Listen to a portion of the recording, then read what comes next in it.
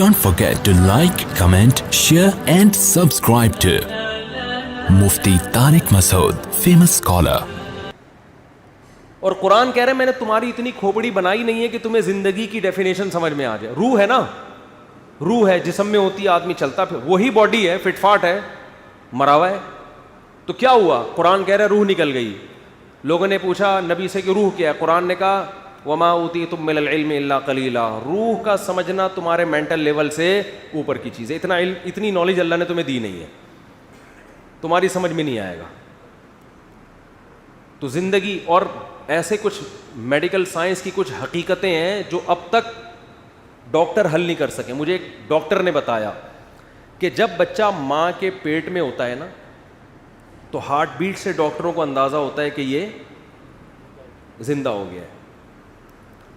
اچھا یاد رکھو, اسلام میں زندگی کی جو ڈیفینیشن حدیث میں ہے وہ کچھ اور ہے. میڈیکل سائنس میں ہارٹ بیٹ کو حیات کہا جاتا ہے, لیکن اسلام میں حیات اس بچے میں خاص نوعیت کا شعور پیدا ہو جائے.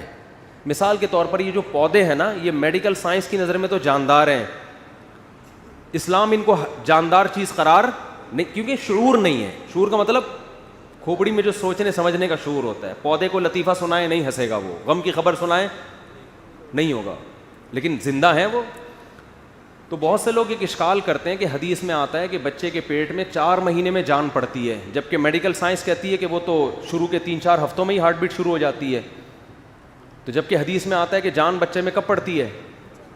تو لوگ اس پر اشکال کرتے ہیں کہ میڈیکلی تو جان پہلے پڑ چکی ہوتی ہے. تو یہ اس اشکال کی وجہ یہ ہے کہ انہوں نے میڈیکل سائنس میں جس کو حیات کہتے ہیں اور اسلام میں جس کو حیات کہتے ہیں, دونوں کی میں فرق کو ملحوظ نہیں رکھا. تو 4 مہینے میں بچے میں خاص قسم کا شعور پیدا ہو چکا ہوتا ہے, جس کو روح پڑھنے سے تعبیر کرتے ہیں. صرف دل کی حرکت کو روح نہیں کہا جاتا. خیر, اور یہ شعور پھر بڑھتا رہتا ہے.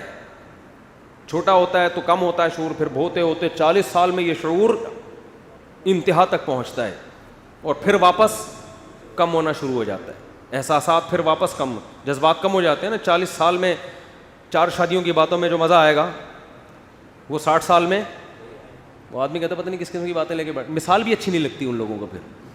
تو ہر چیز میں صرف یہی ٹاپک نہیں, کھانے پینے میں بھی نہیں آئے گا مزہ, چلنے پھر تفریح کرنا, چلنا پھرنا, ہر چیز میں آدمی کہتا ہے آرام سے بیٹھو یار, کیا مذاق بنایا ہوا ہے, ٹھیک ہے نا, بیٹھے رہو آرام سے, ہنسی خوشی زندگی گزارو. کیا وہ چترال جا رہے ہیں, کبھی کیلاش کی ویڈیو بنا کے بھیج رہے ہیں. تو جب انسان بوڑھا ہوتا ہے تو وہ آرام سے ایک جگہ, سب کے ساتھ ہوگا یہ, کوئی نہیں, ہم سب کے ساتھ ہونے والا ہے یہ. تو شعور بڑھتا چلا جاتا ہے, پھر وہ شعور آہستہ آہستہ کم ہوتا چلا جاتا ہے. تو خیر, میں یہ عرض کر رہا تھا کہ ڈاکٹر یہ کہتے ہیں, میں نے خود ایک ڈاکٹر سے سنا ہے کہ بچہ جب ماں کے پیٹ میں ہوتا ہے تو ہمارا دل جو دھڑکتا ہے نا, یہ دماغ سے کرنٹ جاتا ہے جو دل کو چارج کرتا ہے, جس سے دل کیا ہوتا ہے بھائی, کسی بھی چیز کو موومنٹ کے لیے انرجی تو چاہیے نا. بھائی وہ نیوٹن کا قانون ہے کہ کس کا ہے کہ جو چیز ساکن ہے وہ ہمیشہ کیا رہے گی, ساکن, جب تک کوئی محرک نہ ہو, اور جو متحرک ہے وہ ہمیشہ چلتی رہے گی جب تک آگے کوئی اسپیڈ بریکر نہ ہو. یہ میری اپنی اسٹائل ہے نیوٹن کے قانون کو نیوٹن کا تھا, پتہ نہیں کس کا قانون ہے یہ, نیوٹن کا. اچھا, تو ظاہر ہے دل کو بھی ہلنا ہے نا, تو جب تک کوئی ہلائے گا نہیں دل تھوڑی ہلے گا. تو اس کے لیے قدرت نے کیا رکھا ہے, دماغ کیا کرتا ہے, دل کو چارج. لیکن دماغ کے چارج کرنے کے لیے ضروری ہے کہ دماغ پہلے خود تو اس میں حیات پیدا ہو نا, اور وہ بلڈ کے سرکولیشن کے بغیر دماغ میں زندگی پیدا بولو نہیں ہوتی. اور بلڈ کا سرکولیشن ہارٹ بیٹ کے بغیر ممکن نہیں ہے. دل جب تک دھڑکے گا نہیں تو دماغ کرنٹ نہیں پھینکے گا, اور دماغ جب تک کرنٹ نہیں پھینکے گا تو دل دھڑکے گا نہیں.